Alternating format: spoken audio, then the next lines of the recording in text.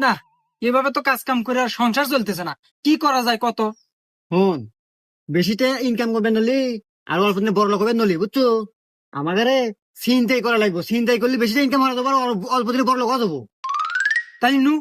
তাহলে চল, দোকান থেকে একটু বন্দুক কিনে চিন্তা করা শুরু করি, চল। ঠিক আছে, চল। কত পিসের চালান? ওকে, মাল ঠিক মতো জায়গা মতো পৌঁছে দেবো। ভাই, একটা মেশিন লাগবো, বর্তমান বাজারে যেটা চলতেছে, ওই যে 9mm পিস্তল আছে না, ওইটা দেন। ও, বুঝতে পারছি, দিতেছি মাল।